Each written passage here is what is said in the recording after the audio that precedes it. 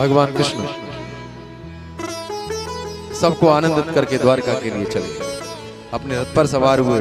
हस्तिनापुर वासी खड़े होकर के देख रहे हैं, सभी रो रहे हैं कि आज तक जिनके रूप को देख करके, जिनका दर्शन करके हमारे नेत्र धन्य हो गए, पता नहीं हमने किन किन जन्मों के पुण्य कार्य किए हैं जो हमें कृष्ण के दर्शन करने के लिए मिले। आज वो हमें अनाथ सा करके जा रहे हैं। पांडव विलाप कर रहे हैं, रो रहे हैं। माता कुंती, द्रौपदी, सुभद्रा सभी खड़े खड़े रो रहे हैं। भगवान कृष्ण रथ पर सवार होकर के द्वारका के लिए चल रहे हैं। एक पल के लिए वे मुड़ करके नहीं देखा। गर्म हो रहा है, गर्म हो रही है मशीन, हीट हो रही होगी थोड़ी, हो सकता है। सुखदेव जी कहते हैं कि राजन, सूत जी कहते हैं कि राजन, हे शौनक ऋषियों, कुछ दूर जाकर के भगवान कृष्ण मुड़े, लौट करके आ रहे हैं। सभी खुशी से उछल पड़े कि आज हमारे प्रभु हमारी वजह से लौट करके आ रहे हैं। भगवान कृष्ण सबके पास में आए और कहा कि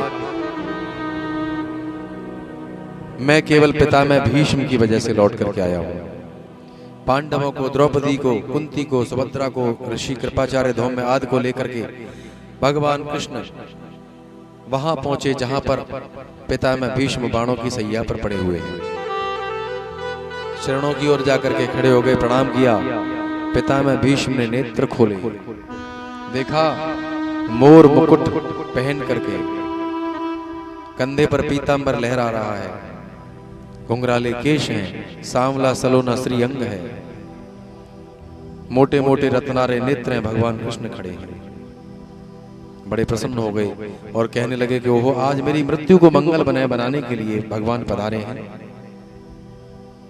भगवान कन्हैया ने पितामह से कहा कि पितामह, आपके प्रपौत्र युधिष्ठिर राजा बन गए, अब इनको बताइए राजधर्म क्या होता है, उपदेश दीजिए। पितामह कहते हैं कि लीला करना तो कोई आपसे सीखे, सब कुछ जानते हुए भी अनजान बनते हो। पितामह भीष्म उपदेश देते हैं, किसके लिए? युधिष्ठिर के लिए, कि राजा को कैसा होना चाहिए। राजधर्म के बारे में बताया कि राजा को प्रजा से उतना प्रेम करना चाहिए जितना प्रेम वो अपने पुत्र से करता हो। जब ऐसा कह रहे थे तभी द्रौपदी को हंसी आ गई। पितामह के सामने कोई स्त्री हंस जाए महाराज, को किसको हंसी आई, कौन है ये? सब शांत हो गए, खामोश हो गए। माता कुंती ने कहा कि हे पितामह, आपकी कुलवधू द्रौपदी को हंसी आई और हमारी बालिकाएं जो बैठी है छोटी छोटी, ध्यान देंगी। भीष्म कहते हैं कि द्रौपदी तुम्हें हंसी क्यों आई, क्या बात है? तुम उच्च कुल की हो और हमारी कुलवधू हो, तुम विदुषी हो, तुम्हारी हंसी का कोई कारण अवश्य है। और बालिकाओं ध्यान देना, हमारी जो माता बहनें बालिकाएं, उनसे मैं कहता हूं कभी भी तुम्हें अकारण नहीं हंसना चाहिए। तुम्हारी हंसी का कोई कुछ भी अर्थ लगा सकता है, ठीक है ना? छोटी छोटी बालिकाएं वो ध्यान रखें विशेष, बिना वजह के नहीं हंसना चाहिए, क्योंकि तुम्हारी हंसी का कोई कुछ भी अर्थ लगा सकता है। ये उपदेश है, वैसे ही हंस रहे हैं बैठे बैठे, ठीक है ना? ये ध्यान रखना चाहिए। पितामह ने कहा तुम्हें हंसी क्यों आई द्रौपदी, क्या बात है? द्रौपदी ने कहा कि पितामह, आज आप नारी के सम्मान की बात कर रहे हो, उस दिन को याद कर लीजिए। आप भी थे, दुष्ट दुशासन रजस्वला की स्थिति में केश पकड़ के खींच के लाया था, मुझे निर्वस्त्र कर रहा था, तब मैंने आपको भी पुकारा था, आपसे भी कहा था। पितामह की आंखों में आंसू आ गए, कहा कि हे द्रौपदी, हे पुत्री, मैंने दुर्योधन का अन्न खाया था जिससे मेरा मन मलिन हो गया था। और ध्यान देना मनोहर भैया, हमारे जीवन में हमारे आहार का भी बड़ा महत्व है।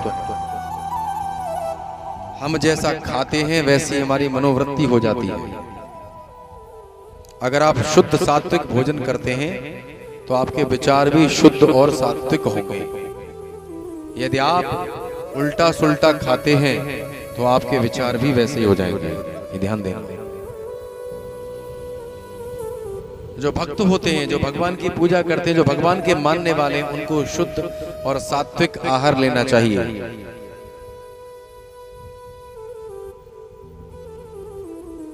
चलो मैं अखाद्य की तो बात नहीं कर रहा हूं, मैं केवल लहसुन प्याज की बात कर लेता हूं। कुछ कथाकार कहते हैं, कुछ कथावाचक कहते हैं कि लहसुन प्याज राक्षस के मल से पैदा हुआ। कुछ कहते हैं कि ये जब समुद्र मंथन हुआ तो जो राहु नाम का जो ग्रह था उसकी गर्दन पे सुदर्शन चलाया, उसमें रक्त निकला, उससे लहसुन प्याज पैदा हुआ। एक बहुत बड़े विद्वान हैं, वो कहते हैं कि ये कुत्ते के अंडकोश से पैदा हुआ है प्याज।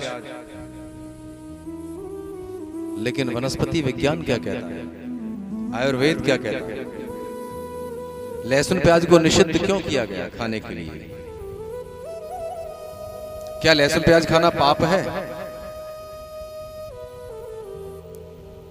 लहसुन को आयुर्वेद में बादशाह बोला गया है। अगर किसी ने चरक संहिता पढ़ी होगी, लहसुन के अंदर एंटीऑक्सीडेंट है, कोलेस्ट्रॉल को कम करता है, और लहसुन वात नाशक है, वात वर्धक नहीं है। पहली बात ध्यान कर लेना, लहसुन प्याज खाना पाप नहीं है, और ना ही ये राक्षस के मल से पैदा हुआ है। वनस्पति विज्ञान ऐसा नहीं कहता है। भाई अवैज्ञानिक बात पर विश्वास नहीं किया जा सकता है, अवैज्ञानिक तर्क स्वीकार नहीं है बिल्कुल भी। ऐसा हो सकता है कि राक्षस के मल से प्याज पैदा हो जाए, लहसुन पैदा हो जाए? नो, नेवर, कभी नहीं हो सकता। इसका भी बीज होता है, ये बीज से ही पैदा है। ठीक है ना? यूं अपने अपने तर्क हैं लोग देते रहते हैं। मना किसके लिए किया गया है, इस बात पर आते हैं। या लहसुन प्याज क्यों नहीं खाना चाहिए, इस बात पर आते हैं।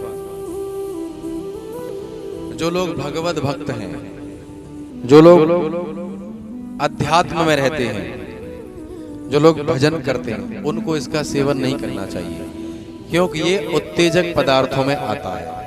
बाकी इसको खाने में कोई पाप नहीं है। लहसुन और प्याज उत्तेजक पदार्थों में आता है, ये ध्यान कर लेना।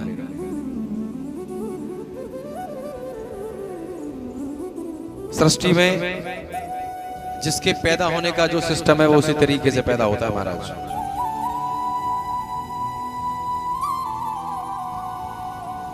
और अवैज्ञानिक तर्क कोई स्वीकार भी नहीं करता है कि नहीं? हाँ। तो जो मेरे कहने का तात्पर्य है कि जो भगवत भजन करते हैं, जो जप करते हैं, उनको इसका सेवन नहीं करना चाहिए, क्योंकि ये थोड़े उत्तेजक पदार्थों में आता है।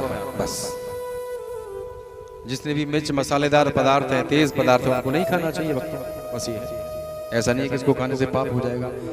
पाप तो होता है किसी को मार के खाने में, किसी जीव को मार के खाने में, किसी हत्या करके खाने में। बोलिए आनंद कंद भगवान की जय।